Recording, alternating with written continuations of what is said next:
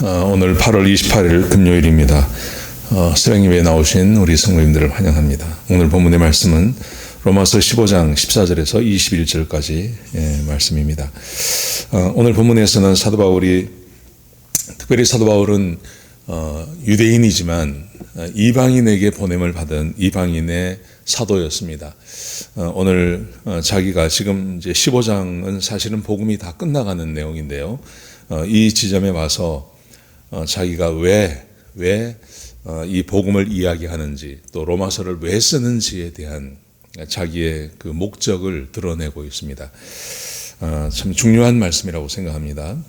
로마서는 한 절 한 절이 다 중요한 말씀인데, 오늘 본문의 말씀도 사도 바울이 자기의 그 속마음, 자기가 왜 복음을 지금까지 이렇게 전했는지 하는 그 이유를 드러내는 그런 장이라고 할 수 있겠습니다. 자, 먼저 14절에 보시면 사도 바울이 이렇게 말을 합니다.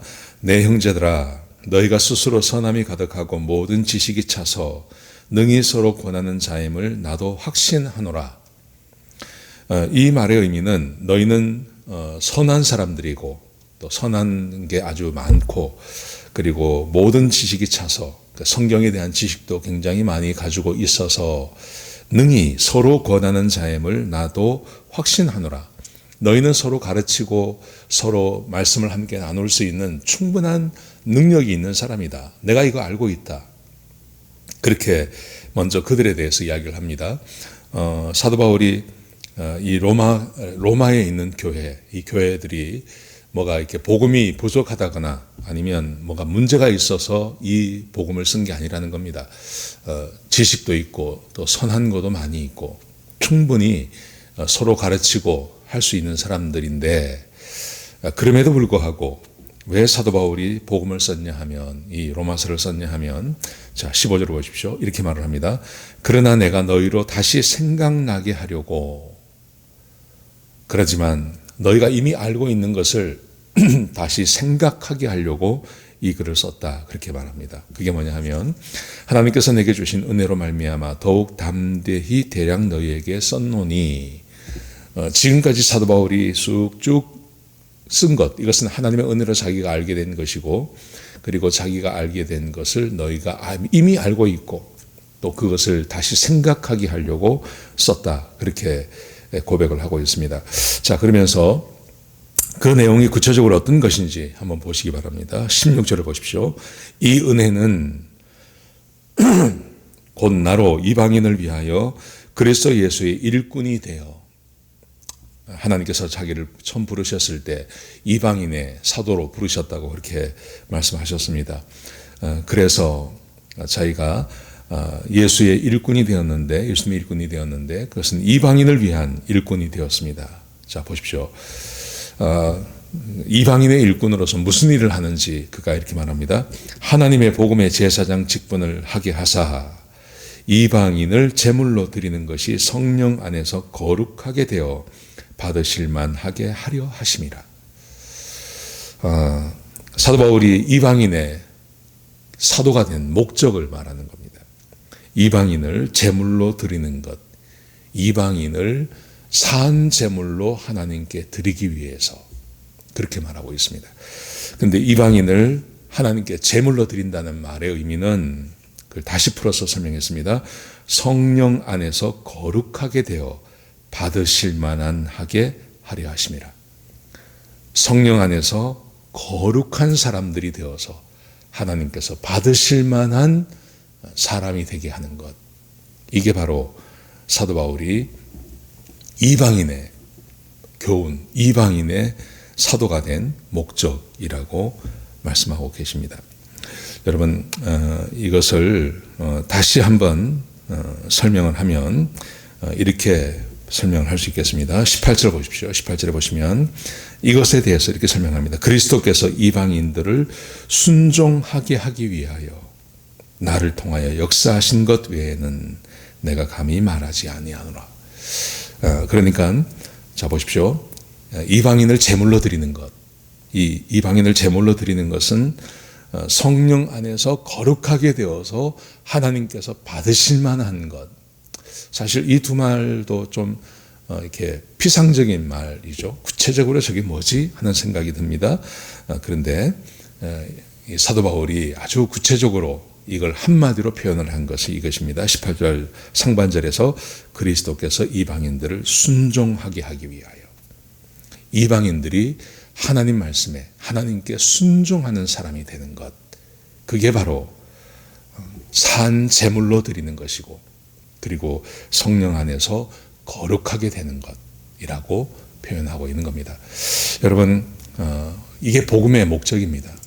복음을 받아들이는 사람들, 예수 믿고 구원받고 천국 가는 것, 이게 어떻게 보면 그 최종 목적이죠. 그런데 사도 바울은 지금 이 복음을 쭉 설명해 가고, 이 복음을 설명하는 것을 끝내가면서 그들에게 말하기를, 내가 너희에게 이방인의 사도가 된 목적은 하나님께 복종하는 사람, 하나님께 순종하는 사람을 만들기 위함이다. 그렇게 지금 자기의 목적을 드러내고 있습니다. 사랑하는 성도 여러분, 이게 그리스도인에게 있어서 가장 중요한 것입니다. 내가 그리스도인이 되었다는 것, 또 내가 하나님을 믿는다는 것은 어떤 걸 의미하냐면, 내가 하나님께 순종하는 사람, 하나님의 말씀에 순종하는 사람, 이것이 되는 것이 우리의 목적이 되어야 합니다. 여러분, 지금까지 우리가 복음을 들었는데요, 이 복음을 잘 한번 생각해 보시기 바랍니다. 믿음이라는 것은 하나님의 은혜로 주어지는 것입니다. 구원받는 것은 믿음으로 되는 것인데, 그 믿음은 하나님의 선택이고 하나님의 선물입니다. 그러므로 우리는 하나님께서 기뻐하시는 일을 해야 됩니다. 그 하나님께서 기뻐하시는 일이라는 것은 우리 몸을 거룩한 산 제사로, 산 제물로 하나님께 드리는 것입니다. 거룩한 산 제물로 하나님께 드린다는 말의 의미는 형제를 사랑하는 것입니다. 형제를 사랑한다는 것은, 그것은 형제에게, 이웃에게 악을 행하지 않는 겁니다. 악을 행하지 않는 것. 그러니까 이 복음을 쭉 생각해 보면요, 내가 하나님께 순종합니다 라는 말의 의미는, 내가 하나님의 말씀에만 순종하겠으니 하나님 나에게 말씀하십시오, 이런 의미를 갖는 게 아닙니다. 그런 의미가 아니라, 하나님께 순종한다는 말은 하나님의 복음 전체에 순종을 하는 것을 말하는 것입니다. 그 복음 전체라는 것은 한마디로 말하면 형제를 사랑하는 것이고, 형제에게 악을 행하지 않는 겁니다. 그리고 우리가 며칠 전에 봤지만, 이웃사랑이라는 것은 나를 기쁘게 하는 것이 아니라 형제를 기쁘게 하는 것입니다. 형제를 기쁘게 한다는 말의 의미는 막 그를 기쁘게 하기 위해서 내가 뭔가를 한다는 의미가 아니라, 나하고 다른 형제, 틀린 게 아니라 나하고 다른 형제, 다른 어떤 가치관을 가지고 있는 사람들도 내가 받아주고 하나가 되는 것을 말하는 것이죠. 유대인 출신들 그리스도인들, 이방인 출신들 그리스도인들, 서로 먹는 것 때문에 갈등이 있었습니다. 그리고 서로가 지켜야 될, 유대인들은 특별히 지켜야 될 어떤 날들이 있었죠. 유월절도 있고 또 안식일도 있고. 근데 서로를 용납하고 받아주는 것, 그게 하나님의 말씀에 순종하는 거다, 이렇게 말씀을 드릴 수 있겠습니다. 여러분, 오늘 본문이 우리에게 말하고 있는 것 잘 기억하셨으면 좋겠습니다. 우리가 하나님의 말씀에 순종한다는 말은, 하나님의 말씀에 순종하고 하나님께 순종한다는 말은 하나님께서 우리에게 주신 그 복음 전체의 내용에 순종하는 것입니다. 그 복음의 전체의 내용은 우리가 믿음으로 구원받았기 때문에 하나님을 기쁘게 하는 것입니다. 하나님을 기쁘게 하는 것은 내 몸을 거룩한 산 제사로, 산 제물로 하나님께 드리는 것인데, 그것은 이웃을 사랑하는 것입니다. 이웃을 사랑하는 것은 이웃에게 악을 행하지 않는 겁니다. 이웃에게 악을 행하지 않는다는 것은 이웃을 용납하고 받아주는 것까지 포함이 되는 겁니다. 이게 바로 이렇게 하는 이방인들이 교회에 세워지게 하는 것, 이렇게 순종하는 이방인들이 교회 안에 생겨나는 것, 이게 사도 바울의 자기의 사역의 목적이고 목표라고 말하고 있습니다. 이것은 우리 교회의 목표이기도 하고요, 우리 개인의 목표이기도 합니다. 내가 예수 믿고 구원받고 하나님의 은혜를 받은 사람으로 내가 일생을 어떻게 살아갈 건가, 굉장히 중요하죠. 내가 어떻게 살 건가? 내 몸을 거룩한 산 제물로 하나님께 드려야지. 그거는 형제를 사랑하는 거지. 형제를 사랑하는 것은 형제에게 악을 행하는 것이 않는 거야. 악을 행하지 않는다는 말은 나하고 다른 사람도 받아주는 것을 말하는 거야. 이게 복음이라고 말할 수 있겠습니다. 자, 이게 얼마나 중요한지 자 보십시오. 18절에 보시면요. 다시 보시면 5장 18절에 보시면 그리스도께서 이방인들을 순종하게 하기 위하여 나를 통하여 역사하신 것 외에는 내가 감히 말하지 아니하노라. 사도 바울에게 있어서 제일 중요한 것, 사도 바울이 제일 중요하게 생각하는 것, 그것은 이방인이 순종하게 되는 것. 복음을 받아들이고 하나님을 왕 삼고 자기가 주인 되어서 살지 않고 하나님을 왕 삼고 복음에 순종하는 삶, 그것을 자기는 제일 중요하게 생각하고 이것 외에는 다른 것은 내가 말하지 않는다. 이렇게 말합니다. 자, 보십시오. 사도 바울이 그러면서 이 일을 하기 위해서 자기에게 있었던 역사들을 이야기합니다. 이렇게 말합니다.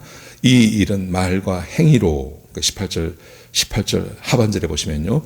이 일은 말과 행위로, 그리고 19절에 보시면 표적과 기사의 능력으로 성령의 능력으로 이루어졌으며, 사도 바울이 이방인 지역에서 얼마나 사역이 힘들고 어려웠습니까?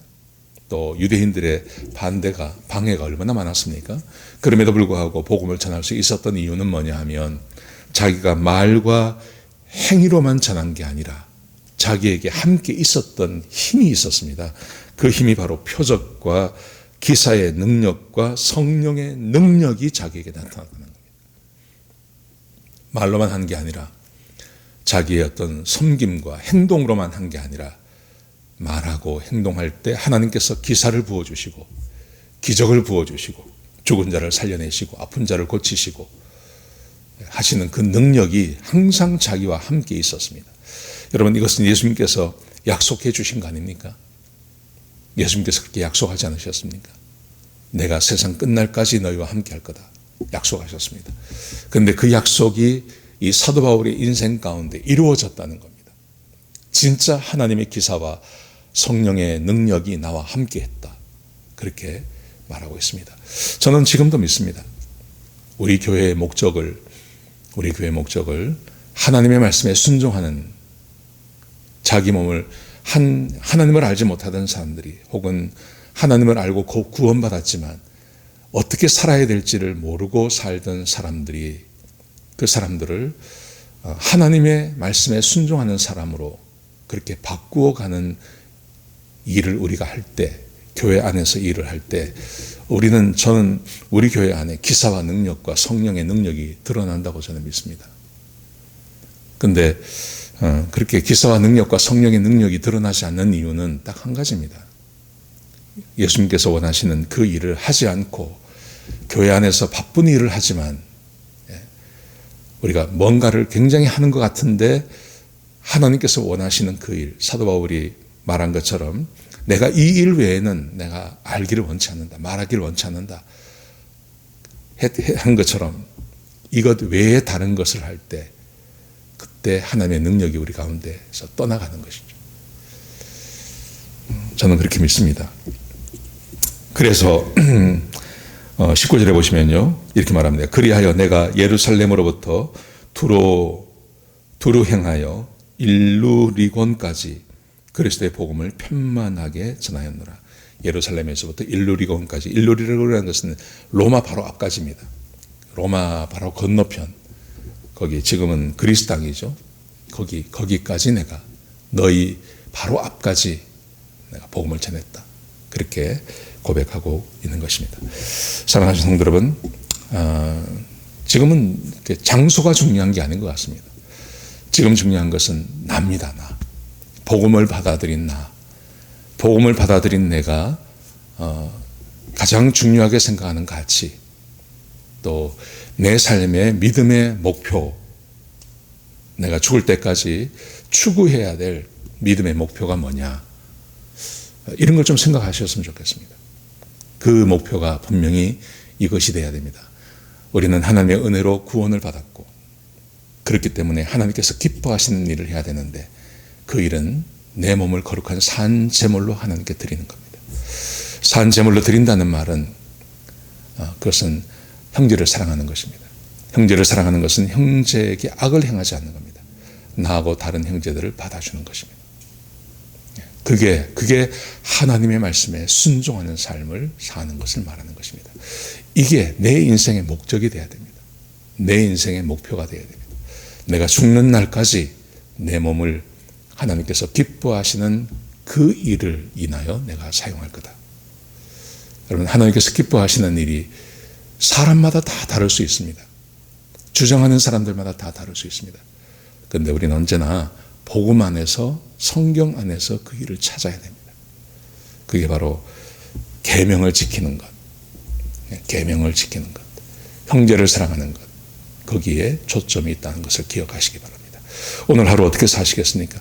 오늘 하루 가장 잘 살아내는 것, 오늘 하루 주어진 삶을 가장 잘 사는 것은 형제를 사랑하며 사시는 것입니다. 그게 제일 좋은 겁니다. 형제에게 악을 행하지 않는 겁니다. 다른 사람을 받아주는 겁니다. 그게 바로 오늘 하루 하나님 앞에서 내 몸을 거룩한 산 제물로 하나님께 드리는 그런 삶이 되는 것입니다. 오늘 하루 그렇게 복되게 하루를 사시는 저와 여러분 되시길 주의 이름으로 축복합니다. 기도하시겠습니다. 아버지 하나님, 귀한 말씀 주셔서 감사합니다. 주께서 우리를 부르셔서 하나님의 자녀 삼아주시고 또 우리에게 천국에 대한 소망 주셨습니다. 하나님, 이 은혜를 받은 우리들이 하나님께서 기뻐하시는 일을 해야 한다고 말씀하셨습니다. 거룩한 산 제물로 내 몸을 드리게 하시고 형제를 사랑하게 하시고 또 형제에게 악을 행하지 아니하며 다른 형제들을 받아줄 수 있는 그런 귀한 삶을 사는 우리 그리스도인들이 될 수 있도록 역사하여 주옵소서. 오늘 하루 주어진 시간 그렇게 하루를 보내며 지내는 주의 백성들이 되게 역사하여 주옵소서. 주님 감사합니다. 예수님의 귀하신 이름으로 기도드렸습니다.